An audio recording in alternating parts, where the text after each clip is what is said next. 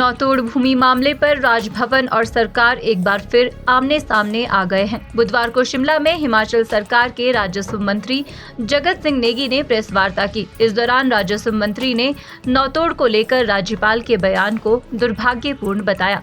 साथ ही राज्यपाल के पास लंबित पड़े प्रस्ताव को कानून के तहत की गई मांग बताया है। इस दौरान राजस्व मंत्री ने भाजपा को भी निशाने पर लिया। राजस्व मंत्री ने पूर्व मुख्यमंत्री जयराम ठाकुर और बिना नाम लिए भाजपा प्रदेश अध्यक्ष डॉक्टर राजीव बिंदल पर भी तीखा हमला बोला है।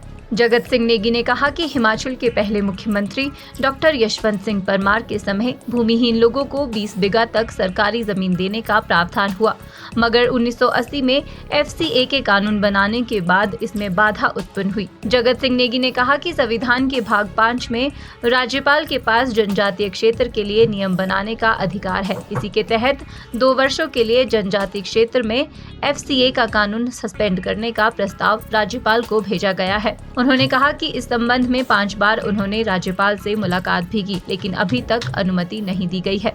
उन्होंने कहा कि राज्यपाल का कहना है कि राजभवन सरकार के चुनावी वादे पूरे करने के लिए नहीं है। ये दुर्भाग्यपूर्ण है।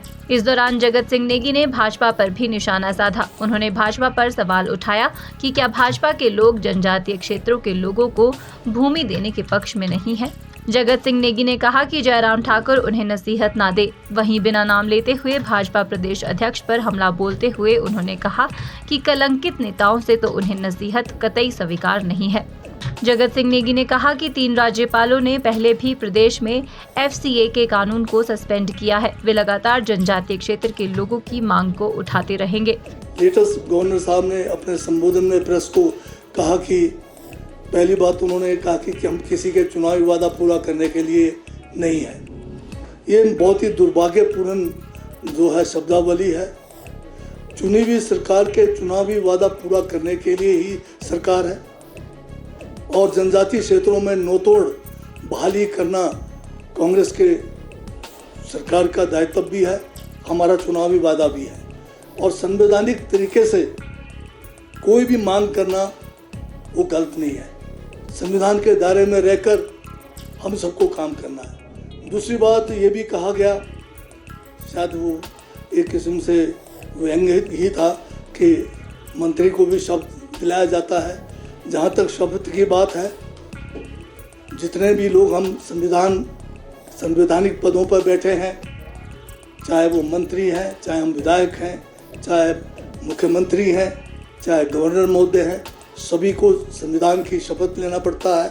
और उस शपथ में यह भी हमें लेना पड़ता है कि हम निष्पक्ष होकर जो है काम करेंगे। तो मेरा अगर ये कहना था कि अगर हमारी बात नहीं सुनी जा रही है, लोकतंत्र में हर एक को अधिकार है अपनी बात रखने का और लोकतांत्रिक तरीके से अपनी बात मनवाने का भी जो है हर एक को संविधान अधिकार देता है।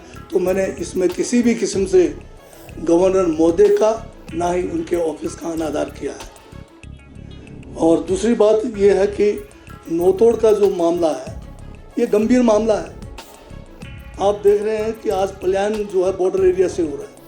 एक तरफ केंद्र सरकार कहती है कि बॉर्डर एरिया से लोगों का पलायन रोकने के लिए हम वाइब्रेंट विलेज स्कीम लाए हैं, जबकि कांग्रेस के समय पहले ही एक स्कीम थी हमारी BADP बॉर्डर एरिया डेवलपमेंट जो है प्लान, जिसमें सभी बॉर्डर इलाके के लोगों को, चाहे वो हमारे चाइना के बॉर्डर पे लोग हैं, चाहे पाकिस्तान के एरिया के में है या बांग्लादेश है, सभी बॉर्डर इलाके के लिए बहुत बजट का प्रावधान था।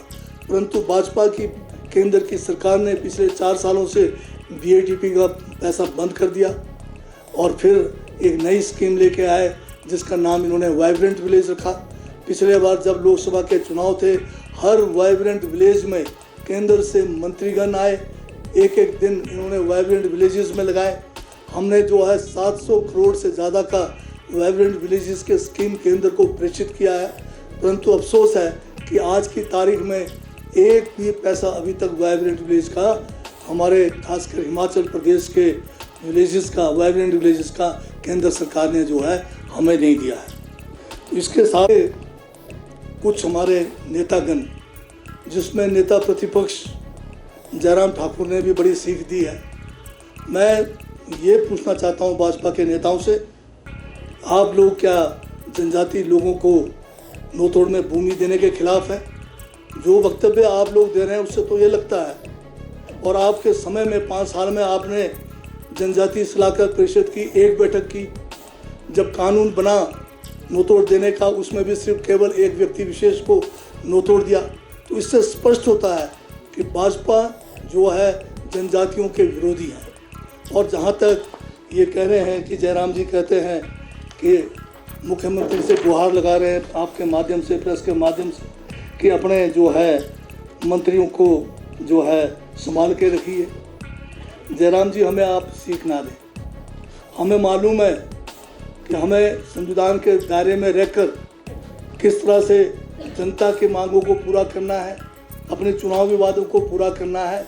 हमें चाटुकारिता का काम नहीं करना है। आप ये चाटुकारिता करना छोड़ें और हमें सीख देना बंद करें और आप ये जवाब दें कि आप हमारे जनजाति लोगों के नौतोड़ के साथ हैं या विरोध में हैं। ये जवाब उनसे चाहता हूँ। और एक नेता और भाजपा के वो भी बड़ी सीख दे रहे थे कि संविधान में कैसा होना चाहिए, क्या होना चाहिए। उनसे मैं ये पूछना चाहता हूँ कि आपको 2-2 पद छोड़ने पड़े, क्यों छोड़ना पड़ा? जो कलंकित लोग हैं उनसे तो मैं ये परीक्षा करता ही नहीं करूँगा कि वो हमें सीख देंगे। खुद जो है कीचड़ में डूबे हुए हैं, हमें क्या जो है सीख देंगे। हिमाचल न्यूज़ 24/7 के लिए शिमला से हरदेव कुमार के साथ सपना शर्मा की रिपोर्ट। आप देख रहे हैं हिमाचल